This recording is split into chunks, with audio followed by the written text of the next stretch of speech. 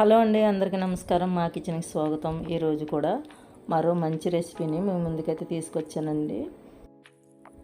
ఈరోజు మా కిచెన్లో ఆకు పకోడీ అనేది వేసి చూపిస్తున్నానండి. అది రిబ్బన్ పకోడీ అని కూడా పిలుస్తారు, ప్రాంతాన్ని బట్టి పిలుస్తూ ఉంటారు. ఈ ఆకు పకోడీ కోసం 2 కప్పుల వరిపిండిని జల్లించుకుని పక్కన పెట్టుకున్నానండి. ఇప్పుడు 1 కప్పు గుల్ల శనగపప్పుని తీసుకుని మిక్సీలో వేసి మెత్తగా మిక్సీ పట్టుకుని దాన్ని కూడా జల్లించుకుంటున్నానండి. ముందుగా వరిపిండి జల్లించుకున్న పిండిలోనే ఈ పిండిని కూడా జల్లించేసుకుంటున్నాను.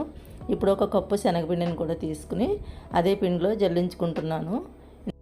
ఇప్పుడు మనం జల్లించుకున్న పిండిలో 1 స్పూన్ కారం వేసుకుంటున్నాను. అలాగే తగినంత సాల్ట్ను కూడా వేసుకుని 1 స్పూన్ వామును తీసుకుని కొద్దిగా ఇలా నలుపుకుని ఇందులో వేసుకుని కొద్దిగా పసుపు కూడా వేసుకుని ఇవన్నీ బాగా కలిసేటట్టు కలుపుకోండి. ఆకు పకోడీల్లో గుల్లశనగపప్పు పొడి చేసి వేసుకోవడం వల్ల టేస్ట్ అనేది చాలా బాగుంటుందండి, గుల్లగా కూడా వస్తాయి. ఇవన్నీ బాగా కలిసేటట్టు కలుపుకోండి. ఉప్పు, కారం, అలాగే పిండిలన్నీ వేసాం కదా, ఇవన్నీ బాగా కలిసేటట్టు కలుపుకోండి. ఇప్పుడు 2 స్పూన్ల ఆయిల్ని వేడి చేసుకుని బాగా వేడెక్కిన తర్వాత ఈ వరిపిండిలో వేసుకుని బాగా కలుపుకోండి. ముందుగా గరిటెతో కలుపుకుని తర్వాత చేతితో బాగా కలుపుకోండి. ఇలా ఆయిల్ని వేడి చేసి వేయడం వలన ఆకు పకోడీ అనేది చాలా గుల్లగా వస్తాయండి. ఇప్పుడు వాటర్ వేసుకుంటూ కలుపుకుంటూ ఉండండి. చపాతీ పిండిలా కలుపుకోవాలి. పిండి అనేది ఒకేసారి కాకుండా కొద్ది కొద్దిగా వేసుకుంటూ వాటర్ అనేది చపాతీ పిండిలా కలుపుకోవాలండి. చూడండి, ఇలా ఈ వీడియోలో చూపిస్తున్న విధంగా ఇలా చపాతీ పిండిలా కలుపుకొని ఒక 5 నిమిషాలు పక్కన పెట్టుకోండి.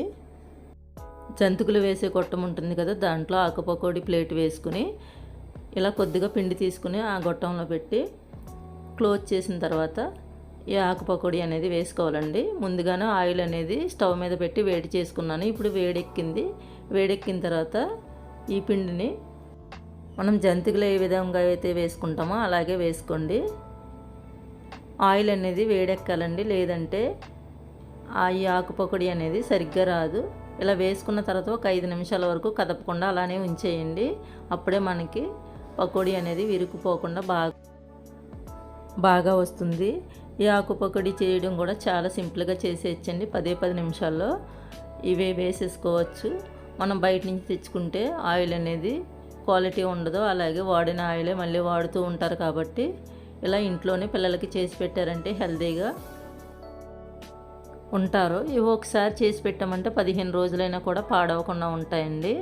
గాలి వెళ్ళని డబ్బాలో వేసి పెట్టామంటే చాలా వరకు మెత్తపడకుండా ఉంటాయి.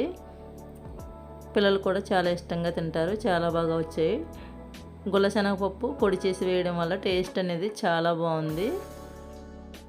నువ్వులు వేసుకుంటే కూడా చాలా బాగుంటుందండి. నేను నువ్వులు అనేవి వేసుకోలేదు, మీకు కావాలంటే వేసుకోండి. పిల్లలకి ఎప్పుడు ఒకటే రకం కాకుండా ఇలా ఒక్కొక్కసారి ఒక్కొక్కటి చేసి పెట్టారంటే స్కూల్కి వెళ్ళే పిల్లలకి స్నాక్స్ పెట్టడానికి బాగుంటుంది. ఆకు పకోడీ ఆయిల్ కూడా ఎక్కువగా పీల్చుకోదండి, కానీ గుల్లగా చాలా టేస్టీగా చాలా బాగా వచ్చాయి. పిల్లలకైతే స్నాక్స్ పెట్టడానికి చాలా బాగుంటాయి. పిల్లలకైనా పెద్దలకైనా చాలా బాగా నచ్చుతాయి. చేయడం కూడా చాలా సింపుల్గా చేయొచ్చు. కాబట్టి ఎప్పుడు కావాలంటే అప్పుడు ఇలా చేసి పెట్టండి. వీడియో నచ్చితే లైక్ చేయండి, షేర్ చేయండి. మరెన్నో మంచి మంచి వీడియోస్ కోసం మన ఛానల్ని సబ్స్క్రైబ్ చేసుకోండి. Thank you.